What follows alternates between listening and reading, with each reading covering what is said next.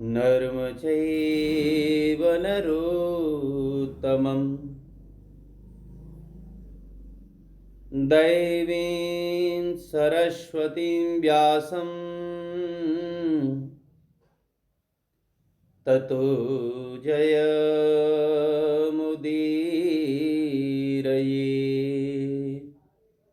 नारायण। प्रातः स्मरणीय, अर्चनीय, वंदनीय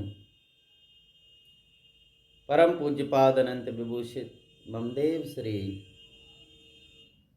सद्गुरुदेव भगवान के उन दिव्य श्री चरण कमलों में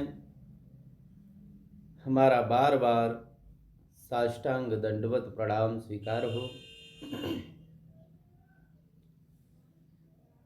एवं सकल ब्रह्मांडों में जहाँ तहाँ विराजमान भगवान की इस आनंदमयी सत्संग कथा का श्रवण करने वाले सभी भगवान के प्रेमी श्रोता भक्त जनों का हम इस सत्संग सत्र में बहुत बहुत स्वागत करते हैं और अभिनंदन करते हैं। आप सभी भगवान के प्रेमी जन हमारे साथ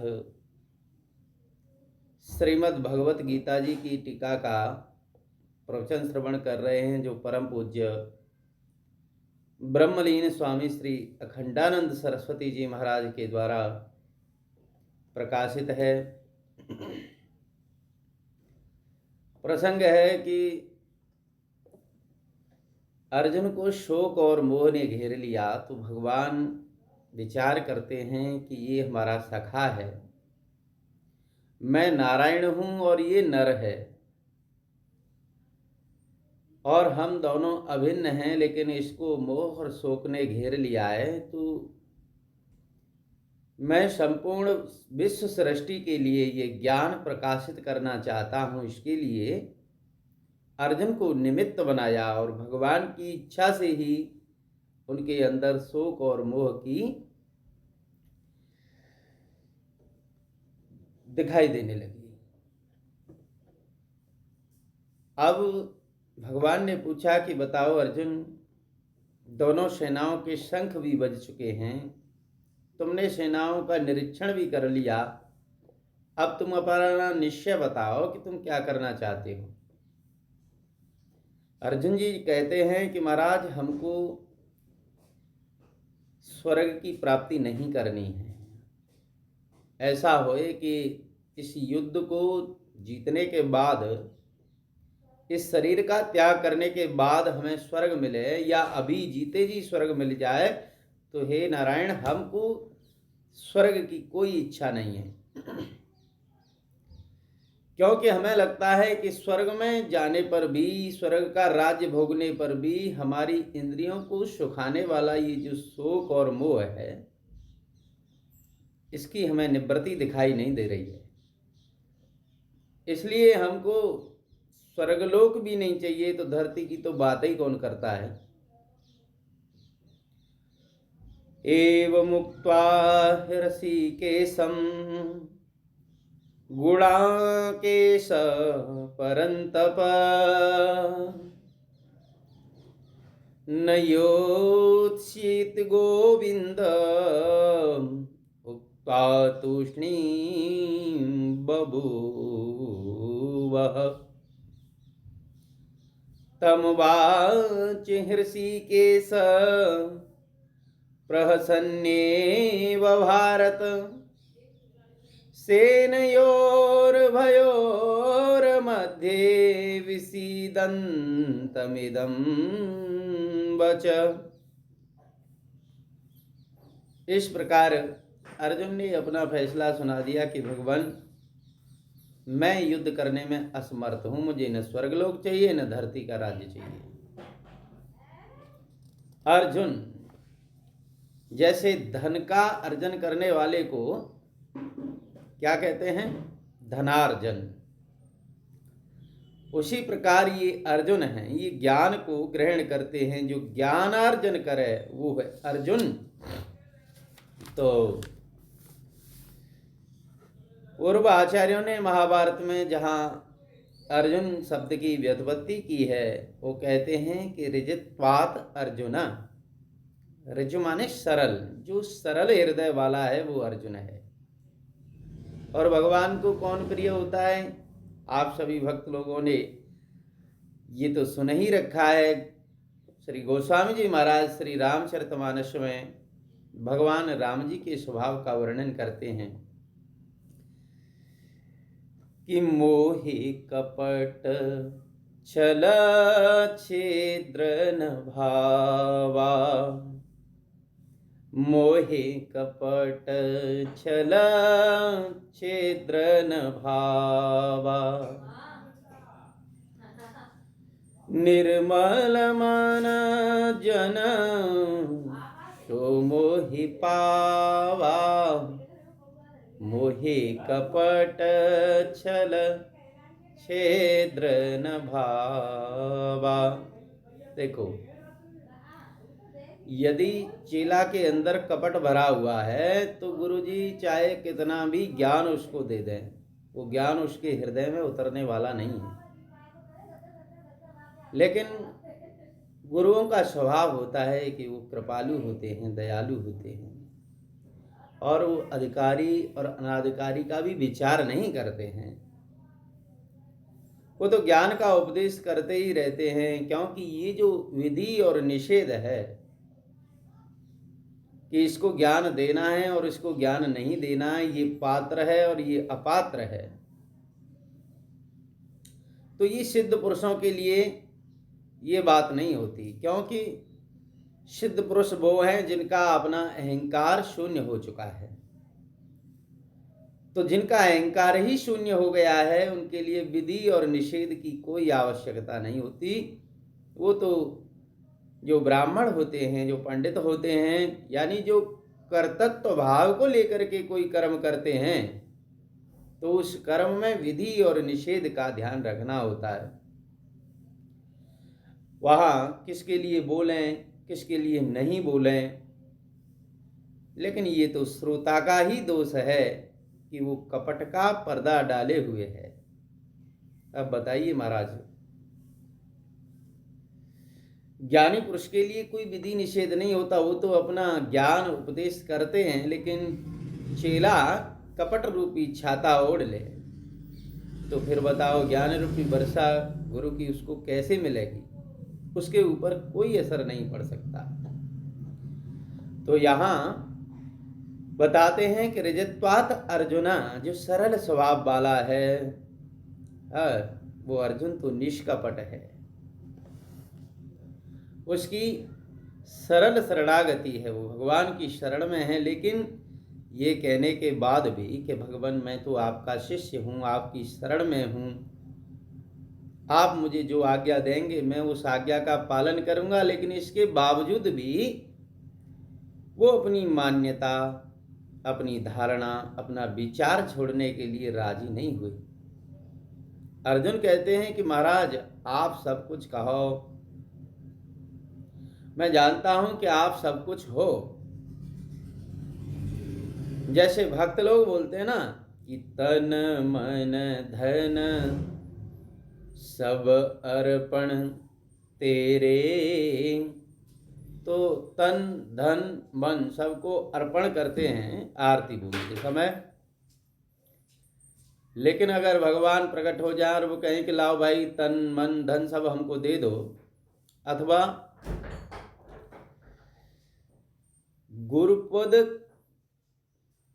भगवान गुरु रूप में भी तो हैं, गुरु की चरण रज से ही भगवत प्राप्ति होती है। तो वो कृपा करके मनुष्य शरीर में नर के रूप में नारायण ही तो आए हैं, तो गुरु ही भगवान हैं। और गुरु कहें कि लाओ भाई चेला अपना तन धन मन सब हमको दे दो, तो फिर समझ लो कि फिर तो जो चेला कह रहा था आरती के समय वो बिल्कुल सफेद झूठ बोल रहा था। तो यों यदि अपनी रहनी में परिवर्तन नहीं करना है, देखो किसी को अपने जीवन में बदलाव नहीं लाना है, तो उसे किसी गुरु के द्वारा धर्म सीखने की आवश्यकता नहीं। और जब किसी को अपने मंत्र में अथवा अपने इष्ट में परिवर्तन नहीं करना है तो फिर किसी प्रकार की दीक्षा लेने की जरूरत नहीं है, क्योंकि जो तुम्हारी मति में भ्रम बैठा हुआ है, अध्यास बैठा हुआ है और उसी को पकड़ करके तुम्हें रहना अच्छा लगता है, तो फिर किसी भी गुरु का सदुपदेश श्रवण मत करो। अगर तुम्हें अपने जीवन में अपनी रहनी सहनी में परिवर्तन करना है तो आओ गुरु के पास, और गुरुओं के पास जाकर के अपनी रहनी सहनी बदलनी पड़ती है, प्रेम का व्यवहार करना पड़ता है, विचार की पद्धति बदलनी होती है, और हम क्या चाहते हैं, हमारा मन किसमें खुश रहता है, ये खुशी भी बदलनी पड़ती है।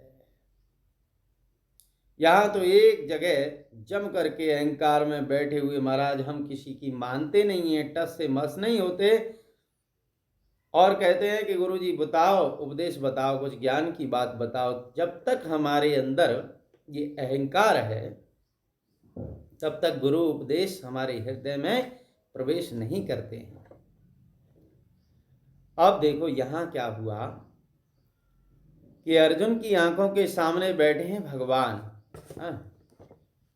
और अर्जुन ने भी हाथ जोड़ करके कह दिया कि शिष्यस्ते अहम साध माम त्वाम प्रपन्नम, हे भगवान मैं आपका शिष्य हूं, आपके शरणागत हूं। और फिर कहता है कि भगवान आप चाहे जो कुछ भी कहो मैं सब मानने के लिए तैयार हूं, मैं आपको गुरु भी मानता हूं, आपके शरणागत भी हूं, आप मुझे श्रेयकर मार्ग भी बताइए, सब बातों को मानने के लिए तैयार हूं, लेकिन मैं युद्ध नहीं करूंगा। अब देखो कोई आज्ञाकारी होए और आज्ञा का पालन न करे, बोले कि आप सब कुछ कहो लेकिन जिस समय जिस कार्य के लिए उससे कहा जा रहा है बस उस कार्य की मत कहो, चाहे कुछ भी कहो, तो फिर ये शिष्यता मानी जाएगी? ये शिष्य का लक्षण नहीं है। तो तम वाच ऋषिकेश प्रहसन्नेव भारत, हे भारत, भा माने ज्ञानम और रत, रत माने जो लगा हुआ है, जो ज्ञान को ग्रहण करता है, अरे भारत तुम तो ज्ञान स्वरूप हो। अर्जुन की बात सुनते ही भगवान को हंसी आ गई। अच्छा देखो, हंसना व्यक्ति का कहाँ होता है? जहां कोई असंगति होती है। अब असंगति यही है, अर्जुन कहते हैं कि मैं शिष्य हूं, आपके शरणागत हूं, श्रेयस्कर उपदेश दो, लेकिन मैं युद्ध नहीं करूंगा। बस ऐसी बात पर भगवान को हंसी आ गई कि धन्य है अर्जुन तुम्हारी शरणागति, खूब शरणागति का उपहास उड़ा रहे हो, शरण में भी हो और हमारी बात भी मानने के लिए तैयार नहीं हो, ये कैसी शरणागति है भाई? तो भगवान को हंसी आई। वास्तव में अर्जुन के प्रति भगवान के हृदय में करुणा का उदय हुआ है, और भगवान का यही गुण धर्म ऐसा है जो उनको कभी नहीं छोड़ता। जब भगवान हंसते हैं तो भी उनके हृदय में करुणा रहती है, और जब किसी के ऊपर क्रोध करते हैं तो भी उनके हृदय में करुणा दयालुता रहती है। वैसे तो ब्रह्म न कभी हंसता है न कभी रोता है, लेकिन महाराज भगवान श्री कृष्ण यहां तो व्यक्ति के रूप में हैं। देखो नास्तिक लोग भी जो ईश्वर को नहीं मानते हैं वो भगवान को तो मानते हैं, जैन हैं, बौद्ध हैं, ईश्वर को नहीं मानते लेकिन भगवान मानते हैं। क्योंकि जैनों में भगवान महावीर, भगवान नेमिनाथ, भगवान पार्श्वनाथ, बौद्धों में भगवान बुद्ध। तो बताइए, जब महावीर स्वामी को भगवान कह सकते हैं और नेमिनाथ जी को भगवान कह सकते हैं, तो भाई बताइए श्री कृष्ण को भगवान कहने में आपको क्या आपत्ति आती है? तो भगवान का ये गुण और धर्म होता है, ये स्वभाव होता है कि उनके हृदय में अहितुकी करुणा रहती है और करुणा का उदय अपने निज जनों के लिए, अपने भक्तों के लिए निरंतर करुणा की धारा बहती रहती है। देखा ना, सुदामा की जब दीन दशा को देखा तो भगवान करुणा करके रोए। पानी परात को हाथ छुओ नहीं, नैनन के जल सो पग धोए। इतनी करुणा उदय हुई भगवान के हृदय में कि नेत्रों से आंसुओं की धारा बहने लगी। रुक्मिणी जी जल लेकर के खड़ी रह गईं और भगवान ने अपने अश्रुओं से ही सुदामा जी के चरणों को धो दिया। तो देखो, भगवान कभी रोते हैं, कभी हंसते हैं और वे हमारे साथ मिल जाते हैं। वाल्मीकि रामायण में वर्णन आता है कि जब भगवान श्री राम किसी दुखी व्यक्ति को देखते थे तो महाराज उस दुख को देख करके कई गुना अधिक दुखी हो जाते थे। और वास्तव में भगवान यदि हमारे दुख से दुखी न हों और हमारे सुख में सुखी न हों, हमारे साथ न मिल जामें और मानो भगवान से हमें डर लगता होए, तो बताइए फिर भगवान की भगवत्ता किस काम की। अपने स्वामी से किसी को डर नहीं लगता है। अब देखो, भगवान श्री कृष्ण हंसे तो हैं, लेकिन कहाँ हंसे हैं? दोनों सेनाओं के बीच में। और ये भी नहीं था कि वहां पर अपने ही लोग हों, क्योंकि कभी कभी अपने लोगों के बीच में तो हंसी मजाक हो ही जाती है। ये भी विचार नहीं था कि अर्जुन को रोते हुए और ये विपक्षी लोग देखेंगे तो क्या कहेंगे कि देखो, हा, ये पांडवों में सर्वश्रेष्ठ धनुर्धर वीर विषादग्रस्त हो रहे हैं, तो अर्जुन की बेइज्जती हो जाएगी। इस पर भी भगवान ने कोई विचार नहीं किया। इसमें सारी बात कह दी कि इस मनुष्य के जीवन में शोक मोह आदि के बीजभूत जो दोष हैं वो समय समय पर कैसे प्रकट होते हैं। तो इस असमय में प्रकट हो गया शोक और मोह। तो भगवान ने कहा कि अर्जुन, तुम उपदेश श्रवण करने वाले बन जाओ, तुम जिज्ञासु बन जाओ, जिज्ञासा की उपाधि धारण कर लो और इस समस्त विश्व सृष्टि को दिखाओ। क्या दिखाओ? बोले कि तीव्र जिज्ञासु क्या होता है ये दिखाओ, और उसको शोक मोह में कैसी पीड़ा होती है। मैं उपदेश की उपाधि धारण करता हूं और तुमको निमित्त बना करके तुम्हारे शोक और मोह के निवारण का उपाय मैं बताऊंगा।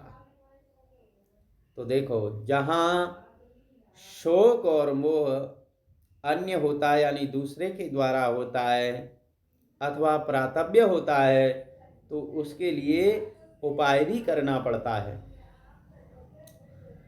आपके ध्यान में ये बात ऐसे आवेगी कि यदि आपको कभी कोई फोड़ा हुआ हो या चोट लग जाए तो बताओ, उसके लिए फिर डॉक्टर के पास जाकर के दवा करानी पड़ती है कि नहीं? मलहम पट्टी करानी होती है, उपाय तो है। ऐसे ही आपका कोई संबंधी अगर घर छोड़ करके भाग जाए तो उसे खोजने का उपाय करते हो कि नहीं? लेकिन आपके मन में ही यदि कोई भ्रम हो गया होए तो उसके लिए क्या करना पड़ेगा बताइए? दवा खाओगे या उसको कहीं खोजने के लिए जाओगे? तो बोले कि अरे भाई, ये शोक मोह किसी स्वजन का वियोग नहीं है, ना ही किसी संबंधी का मरना है, न किसी के धन का हरण करना, न किसी भवन का दहन। तो बोले महाराज, फिर ये शोक और मोह क्या है? तो बोले कि ये सब हमारे मन की आकृतियां हैं।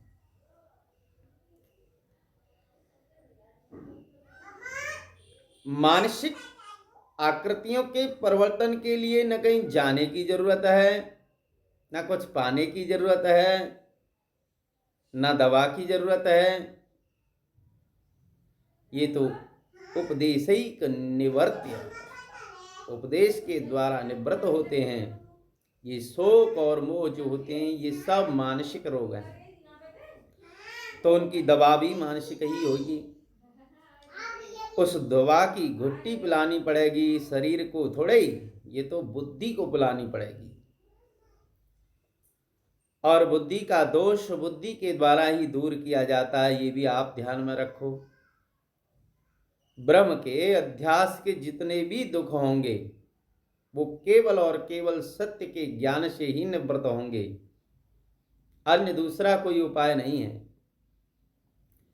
तो ईशावास्योपनिषद में आया है कि तत्र को मोह कह शोक एकत्वमनु पश्यत, यानी कि एकत्व का अनुदर्शन ही शोक और मोह की निवृत्ति का उपाय है। एकत्व दर्शन ही उस विज्ञान की परिभाषा है।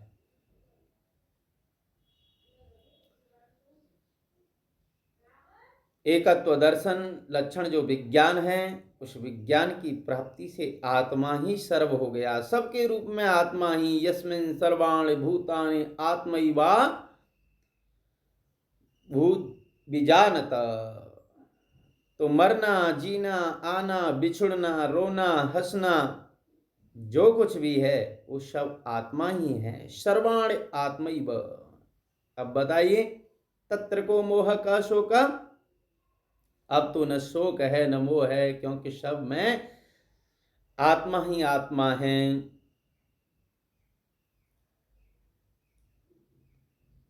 सब छूट गया। बोले महाराज उसे पकड़ाई कब था सो छूट गया था? क्या कुछ दुनिया में पकड़ करके लाए अपने साथ? ये पैसा छूट गया, ये रिश्तेदार छूट गया, क्या इनको अपने साथ लेकर के आए थे? क्या ये तुम्हें प्याऊ पर मिल गए थे? जितने व्यापारी लोग हैं उनके पास में पैसा कहाँ से आता है मालूम है? वो ये थोड़ी सोचते हैं कि पैसा कहाँ से आ रहा है, बेईमानी से आ रहा है कि लोगों को दुख दे करके आ रहा है,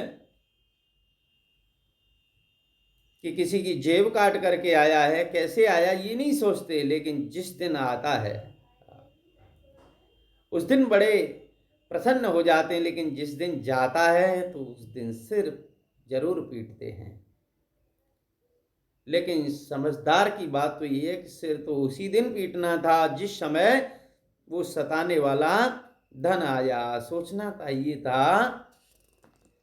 सोचने की बात है कि ये गुंडा, यानी कि ये दुख देने वाला धन, संपत्ति, व्यक्ति कोई भी क्यों ना हो, जो अधर्म पूर्वक हम उसको स्वीकार कर रहे हैं, तो जिस समय हम उसको धारण कर रहे हैं उसी समय हम दुख अपने लिए तैयार कर रहे हैं।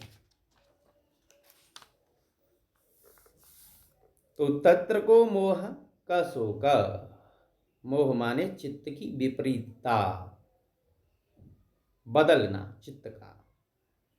ये संस्कृत में मोह वैचित्य धातु से मोह शब्द बनता है, यानी चित्त की विपरीतता का नाम ही मोह है। विपरीतता माने उल्टा समझना। जैसे ब्रह्म है तो ब्रह्म को जगत समझ लिया, अविनाशी को विनाशी समझ लिया, सत को नाशवान समझ लिया है, चित्त को अचित्त समझ लिया है, आनंद को हमने दुख समझ लिया, और अद्वय को हमने सद्वय समझ लिया, आत्मा को अनात्मा समझ लिया। ये क्या है? बोले इसी का नाम मोह है। पलट गए।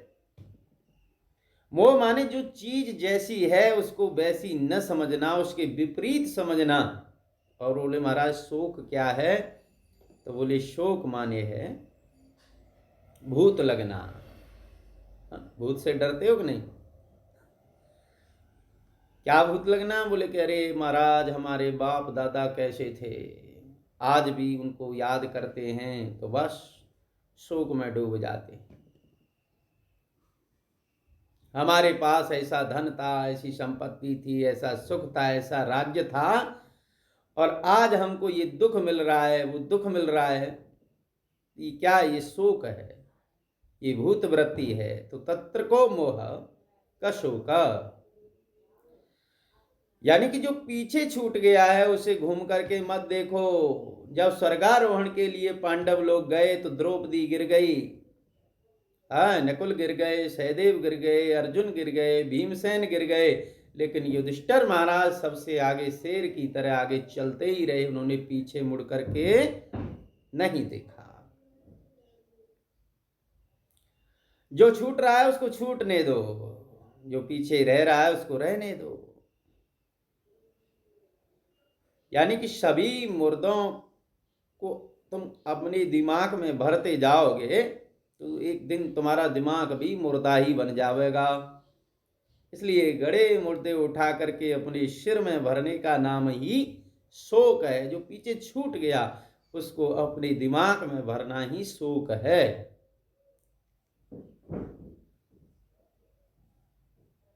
ये क्या है? बोले ये भूत वृत्ति है। तो इस प्रकार भगवान ने अर्जुन की स्थिति को देखा और फिर भगवान ने अपना उपदेश शुरू किया।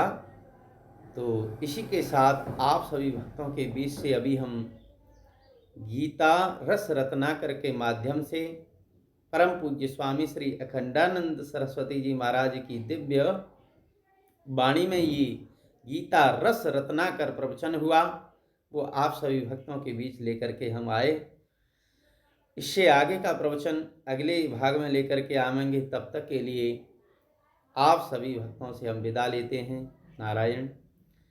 और एक विनती करते हैं कि आप ऐसे ही सत्संग कथा के वीडियो श्रवण करने के लिए हमारे इस YouTube चैनल को सब्सक्राइब कर लें, वीडियो को लाइक करें और इसको दूसरे ग्रुपों में फेसबुक और व्हाट्सएप, इंस्टाग्राम, दूसरे अन्य प्लेटफॉर्म पर इसको शेयर कर दें।